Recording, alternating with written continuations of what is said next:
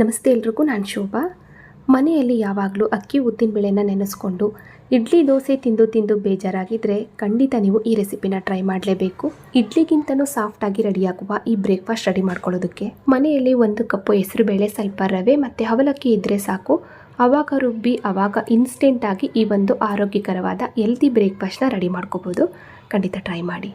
ಇವಾಗ ಇದನ್ನು ಮಾಡ್ಕೊಳ್ಳೋದಕ್ಕೆ ಸ್ವಲ್ಪ ಹೆಸರುಬೇಳೆನ ನೆನೆಸ್ಕೊಳ್ಳೋಣ. ಹೆಸರುಬೇಳೆನ ನೆನೆಸ್ಕೊಳ್ಳೋದಕ್ಕೆ ಒಂದು ಪಾತ್ರೆಗೆ ಹೆಸರುಬೇಳೆ ಸೇರಿಸ್ತಾ ಇದ್ದೀನಿ. 1 ಕಪ್ ಅಳತೆಯಿಂದ 1 ಕಪ್ ಆಗುವಷ್ಟು ಹೆಸರುಬೇಳೆನ ತೊಗೊಂಡಿದ್ದೀನಿ. ಇವಾಗ ಇದನ್ನು ನಾವು 1-2 ಬಾರಿ ಚೆನ್ನಾಗಿ ತೊಳ್ಕೊಂಡು ಮುಳುಗುವಷ್ಟು ನೀರು ಹಾಕಿ ಮಿನಿಮಮ್ 1 ಅವರ್ ಆದರೂ ಇದನ್ನು ನಾವು ನೆನೆಸ್ಕೋಬೇಕು. 1 ಅವರ್ಗಿಂತ ಹೆಚ್ಚು ನೆನೆಸೋದು ಬೇಡ, 1 ಅವರ್ ನೆನೆಸ್ಕೊಂಡ್ರೆ ಸಾಕು. ಇವಾಗ ನಾನು ಕೂಡ ಇದನ್ನು 1-2 ಬಾರಿ ಚೆನ್ನಾಗಿ ತೊಳ್ಕೊಂಡು ಮುಳುಗುವಷ್ಟು ನೀರು ಹಾಕಿ ನೆನೆಯೋದಕ್ಕೆ ಬಿಡ್ತಾ ಇದ್ದೀನಿ. ಇವಾಗ ನಾವು ಇದ್ರ ಜೊತೆಗೆ ಸ್ವಲ್ಪ ಅವಲಕ್ಕಿ ಮತ್ತು ರವೆನೂ ಕೂಡ ನೆನೆಸ್ಕೊಳ್ಳೋಣ. ಅವಲಕ್ಕಿ ಬಂದು ಅರ್ಧ ಕಪ್ಪು. ಹೆಸರುಬೇಳೆನ ಯಾವ ಕಪ್ಪಲ್ಲಿ ತಗೊಂಡೆ ಅದೇ ಕಪ್ಪಲ್ಲಿ 1 ಕಪ್ಪು ಹೆಸರುಬೇಳೆಗೆ ಒಂದು ಅರ್ಧ ಕಪ್ಪು ಅವಲಕ್ಕಿ ಹಾಕಿದರೆ ಆಯಿತು. ನಾರ್ಮಲಾಗಿ ಉಪ್ಪಿಟ್ಟು ಮಾಡ್ತೀವಿ ನೋಡಿ, ಅದೇ ಅವಲಕ್ಕಿ. ಇದನ್ನು ನಾವು ಮೊದಲು 1-2 ಬಾರಿ ಚೆನ್ನಾಗಿ ತೊಳ್ಕೊಂಡು ಆಮೇಲೆ ಇದಕ್ಕೆ ರವೆ ಸೇರಿಸೋಣ. ಇವಾಗ ರವೆನೂ ಕೂಡ ಅರ್ಧ ಕಪ್ಪು. 1 ಕಪ್ಪು ಹೆಸರುಬೇಳೆಗೆ ಅರ್ಧ ಕಪ್ ಅವಲಕ್ಕಿ, ಅರ್ಧ ಕಪ್ಪು ರವೆ ಹಾಕಿದರೆ ಸಾಕು. ಇವಾಗ ಇದಕ್ಕೆ ನಾನು 1 ಕಪ್ಪು ಮೊಸರು ಹಾಕ್ತಾಯಿದ್ದೀನಿ. ಪೂರ್ತಿಯಾಗಿ 1 ಕಪ್ ಆಗುವಷ್ಟು ಮೊಸರು ಹಾಕಬೇಕು. ಯಾಕೆ ಅಂದರೆ ಇನ್ಸ್ಟೆಂಟಾಗಿ ಮಾಡ್ಕೊಳ್ಳೋದ್ರಿಂದ ಹಿಟ್ಟನ್ನು ನಾವು ಪರ್ಮನೆಂಟ್ ಆಗೋದಕ್ಕೆ ಬಿಡಲ್ಲ. ಹಂಗಾಗಿ 1 ಕಪ್ಪು ಮೊಸರು ಹಾಕ್ಕೊಂಡು ಚೆನ್ನಾಗಿ ಇದನ್ನು ಮಿಕ್ಸ್ ಮಾಡ್ಕೋಬೇಕು. ಮಿಕ್ಸ್ ಮಾಡಿಕೊಂಡು ಇದನ್ನು ಕೂಡ ನಾವು ಹೆಸರುಬೇಳೆ ಜೊತೆಯಲ್ಲಿ ನೆನೆಯೋದಕ್ಕೆ ಬಿಡೋಣ. ಇವಾಗ ನೋಡಿ, ಮೊಸರು, ಅವಲಕ್ಕಿ ಮತ್ತು ರವೆ ಮೂರನ್ನು ಕೂಡ ಚೆನ್ನಾಗಿ ಮಿಕ್ಸ್ ಮಾಡಿಕೊಂಡು ಒಂದು ಪಾತ್ರೆ ಮುಚ್ಚಿ ಇದನ್ನು ಹಾಗೆ ಒಂದು ಸೈಡಲ್ಲಿ ಇಡೋಣ.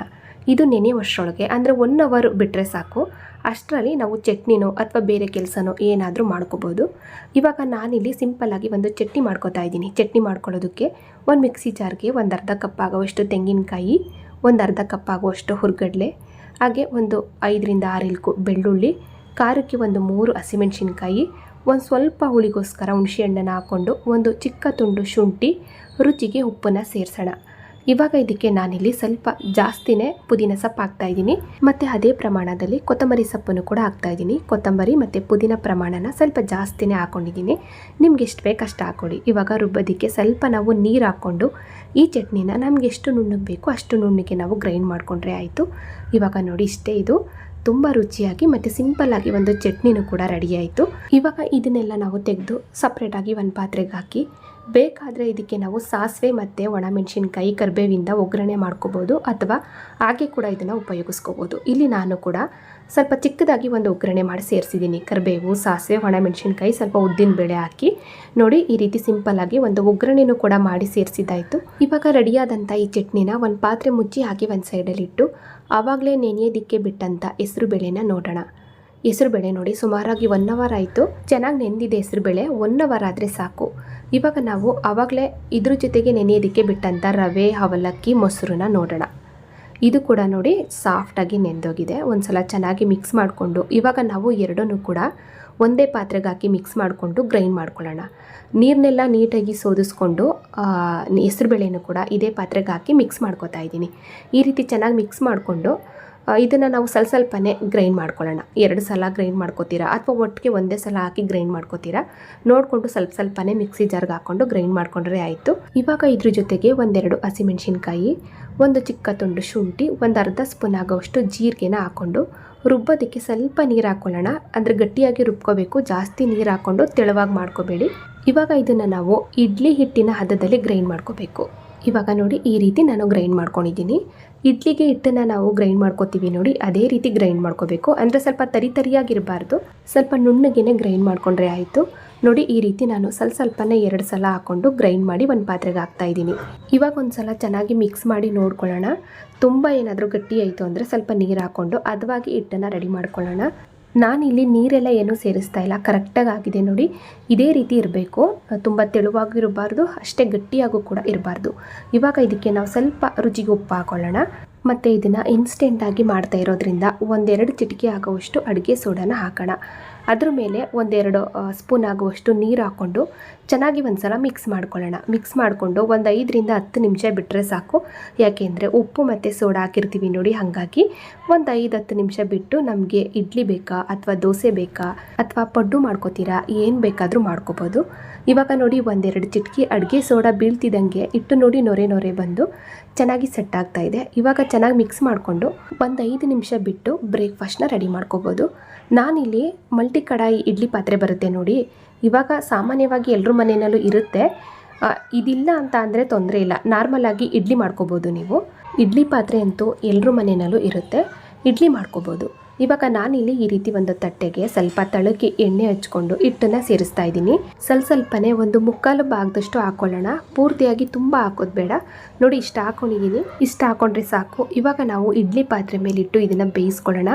ಅದಕ್ಕಿಂತ ಮುಂಚೆ ನಾನು ಇನ್ನೊಂದು ಪ್ಲೇಟ್ ಇರುತ್ತೆ ನೋಡಿ, ಈ ರೀತಿ ಮಿನಿ ಇಡ್ಲಿ ಪ್ಲೇಟು, ಇದಕ್ಕೂ ಕೂಡ ನಾನು ಹಾಕ್ತಾ ಇದ್ದೀನಿ. ಮನೆಯಲ್ಲಿ ಚಿಕ್ಕ ಮಕ್ಕಳಿದ್ರೆ ಅಂದರೆ LKG UKG ಓದುವಂಥ ಮಕ್ಕಳು ಇರ್ತಾರೆ ನೋಡಿ, ಅಂಥವ್ರಿಗೆ ಈ ರೀತಿ ಪುಟ್ಟ ಮಿನಿ ಇಡ್ಲಿಗಳನ್ನ ಮಾಡಿಕೊಟ್ರೆ ಇಷ್ಟಪಟ್ಟು ತುಂಬ ಖುಷಿಯಿಂದ ತಿಂತಾರೆ. ನಾನು ಈ ರೀತಿಯೂ ಕೂಡ ಸ್ವಲ್ಪ ಇಡ್ಲಿಗಳನ್ನ ರೆಡಿ ಮಾಡ್ಕೊತಾ ಇದ್ದೀನಿ. ಇವಾಗ ನಾವು ಬೇಯಿಸ್ಕೊಳ್ಳೋದಕ್ಕೆ ಆಲ್ರೆಡಿ ನಾನು ಪಾತ್ರೆಗೆ ನೀರು ಬಿಸಿ ಇಟ್ಟಿದ್ದೆ, ನೀರು ಕೂಡ ಸ್ವಲ್ಪ ಬಿಸಿ ಆಗ್ತಾಯಿತ್ತು. ಇವಾಗ ಒಂದೊಂದೇ ಇಡ್ಲಿ ಪಾತ್ರೆಗಳನ್ನ ಸ್ಟೆಪ್ ಆ್ಯಂಡ್ ಸ್ಟೆಪ್ಪು ಇಟ್ಬಿಟ್ಟು ಮೇಲ್ಗಡೆ ಪಾತ್ರೆನ ಮುಚ್ಚಿ ನಾವು 10 ಅಥವಾ 12 ನಿಮಿಷ ಮೀಡಿಯಮ್ ಫ್ಲೇಮಲ್ಲಿ ಬೇಯಿಸ್ಕೋಬೇಕು. ಇವಾಗ ನೋಡಿ ಒಂದು 10-12 ನಿಮಿಷ ಆಯಿತು. ಮೀಡಿಯಮ್ ಫ್ಲೇಮಲ್ಲಿ ಬೇಯಿಸ್ಕೊಂಡು ಕ್ಯಾಪ್ ಓಪನ್ ಮಾಡಿ ತೋರಿಸ್ತಾ ಇದ್ದೀನಿ. ನೀವಿಲ್ಲಿ ನೋಡ್ಬೋದು ಎಷ್ಟು ಚೆನ್ನಾಗಿ ಮಲ್ಲಿಗೆ ಹೂ ಥರ ಸಾಫ್ಟಾಗಿ ಮಿನಿ ಇಡ್ಲಿಗಳು ರೆಡಿಯಾಗಿದೆ. ಇವಾಗ ಇದನ್ನು ತೆಗೆದು ನಾವು ಕೆಳಗಡೆ ಇಳಿಸಿಕ್ಕಿ ಮತ್ತೆ ನಾನು 2ನೇ ಸ್ಟೆಪ್ಪು ಈ ತಟ್ಟೆ ಇಡ್ಲಿನ ನೋಡೋಣ. ಇದು ಕೂಡ ತುಂಬ ಸಾಫ್ಟಾಗಿ ಬೆಂದಿದೆ. ಇವಾಗ 2 ಪಾತ್ರೆನೂ ಕೆಳಗಡೆ ಇಳಿಸಿ ಸ್ವಲ್ಪ ಬಿಸಿ ಆರಿದ ಮೇಲೆ ಮೊದಲು ನಾವು ಈ ಮಿನಿ ಇಡ್ಲಿ ಪಾತ್ರೆಯಿಂದ ಇಡ್ಲಿಗಳನ್ನ ತೆಗೆದು ತೋರಿಸ್ತಾ ಇದ್ದೀನಿ ನೋಡಿ. ತುಂಬ ಚೆನ್ನಾಗಿ ಬರುತ್ತೆ, ಮಕ್ಕಳಂದು ತುಂಬ ಇಷ್ಟಪಟ್ಟು ತಿಂತಾರೆ. ಲಂಚ್ ಬಾಕ್ಸ್ಗೆ ಹಾಕ್ಕೊಟ್ಬಿಟ್ರೆ ನಿಜವಾಗ್ಲೂ ಸ್ವಲ್ಪನೂ ಬಿಡ್ದಂಗೆ ಲಂಚ್ ಬಾಕ್ಸ್ನ ಖಾಲಿ ಮಾಡ್ಕೊಂಡು ಬರ್ತಾರೆ, ಅಷ್ಟು ಚೆನ್ನಾಗಿರುತ್ತೆ ಮತ್ತು ಆರೋಗ್ಯಕರವಾಗೂ ಕೂಡ ಇರುತ್ತೆ. ಇವಾಗ ಈ ತಟ್ಟೆ ಇಡ್ಲಿಗೆ ನಾನಿಲ್ಲಿ ಸ್ವಲ್ಪ ಸ್ಪೆಷಲ್ಲಾಗಿ ಸಾಸಿವೆ ಕರಿಬೇವಿಂದ ಒಂದು ಸ್ಪೂನು ತುಪ್ಪ ಹಾಕ್ಕೊಂಡು, ಎಣ್ಣೆ ಹಾಕೋಬೇಡಿ ತುಪ್ಪ ಹಾಕ್ಕೊಳ್ಳಿ, 1 ಸ್ಪೂನು ತುಪ್ಪ ಹಾಕ್ಕೊಂಡು ಸಾಸಿವೆ ಕರಿಬೇವು ಹಾಕಿ ಒಗ್ಗರಣೆ ಮಾಡಿ ಈ ರೀತಿ ಇಡ್ಲಿ ಮೇಲೆಲ್ಲ ಹಚ್ಚಿ ಇವಾಗ ಅದನ್ನು ನಮಗೆ ಬೇಕಾದ ಸೈಜಲ್ಲಿ ನಾವು ಕಟ್ ಮಾಡ್ಕೋಬೋದು. ಈ ರೀತಿ ಸಾಸಿವೆ ಕರಿಬೇವೆಲ್ಲ ಹಾಕಿ ರೆಡಿ ಮಾಡ್ಕೊಳ್ಳೋದು ಆಪ್ಷನಲ್ ಅಷ್ಟೇ, ಇಷ್ಟ ಇದ್ದರೆ ಮಾಡ್ಕೊಳ್ಳಿ, ಇಲ್ಲಾಂದ್ರೆ ಏನು ಪರವಾಗಿಲ್ಲ. ನಾನಿಲ್ಲಿ ಸ್ವಲ್ಪ ವಿಶೇಷವಾಗಿ ಸ್ವಲ್ಪ ನೋಡೋದಕ್ಕೆ ಚೆನ್ನಾಗಿ ಕಾಣಲಿ ಅಂತ ಸ್ವಲ್ಪ ಡಿಫ್ರೆಂಟಾಗಿ ರೆಡಿ ಮಾಡ್ಕೊಂಡಿದ್ದೀನಿ ಅಷ್ಟೇ. ಈ ರೆಸಿಪಿನ ನಾನು ಒಂದು ಹಿಂದಿ ಕುಕ್ಕಿಂಗ್ ಚಾನಲಲ್ಲಿ ನೋಡಿದ್ದೆ, ಮನೆಯಲ್ಲಿ ಒಂದು ಸಲ ಟ್ರೈ ಮಾಡಿದೆ, ತುಂಬ ಚೆನ್ನಾಗಿ ಬಂದಿತ್ತು, ತುಂಬ ಸಾಫ್ಟಾಗಿ ಬಂದಿತ್ತು. ಮನೆಯಲ್ಲಿ ಎಲ್ಲರೂ ಕೂಡ ಇಷ್ಟಪಟ್ಟು ತಿಂದರು. ಇದನ್ನು ನಾನು 2ನೇ ಸಲ ನಿಮಗೆ ಮಾಡಿ ತೋರಿಸ್ತಾ ಇರೋದು. ತುಂಬ ಚೆನ್ನಾಗಿ ಬರುತ್ತೆ, ಹೆಲ್ತಿಯಾಗೂ ಕೂಡ ಇರುತ್ತೆ. ಹೆಸರುಬೇಳೆ, ಮೊಸರು, ಅವಲಕ್ಕಿ ಹಾಗೆ ರವೆ ಎಲ್ಲ ಹಾಕಿ ಮಾಡಿರ್ತೀವಿ ನೋಡಿ, ಹೆಲ್ತಿಯಾಗೂ ಕೂಡ ಇರುತ್ತೆ.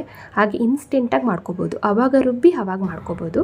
ಇವಾಗ ನೋಡಿ ಒಂದು ಪೀಸ್ನ ನಾನು ತೆಗೆದು ತೋರಿಸ್ತಾ ಇದ್ದೀನಿ, ಎಷ್ಟು ಸ್ಪಾಂಜಿಯಾಗಿ ಎಷ್ಟು ಸಾಫ್ಟಾಗಿ ಬಂದಿದೆ ಅಂದರೆ ನಿಮಗೆ ಗೊತ್ತಾಗ್ತಾ ಇದೆ. ತುಂಬ ಚೆನ್ನಾಗಿ ಬರುತ್ತೆ, ಇಡ್ಲಿಗಿಂತನೂ ಸಾಫ್ಟಾಗಿ ಬರುತ್ತೆ, ಖಂಡಿತ ಟ್ರೈ ಮಾಡಿ. ಇವಾಗ ನೋಡಿ ಇಷ್ಟೇ, ಇದು ಒಂದು ಆರೋಗ್ಯಕರವಾದ ಸೂಪರ್ ಬ್ರೇಕ್ಫಾಸ್ಟು ರೆಡಿ ಆಯಿತು.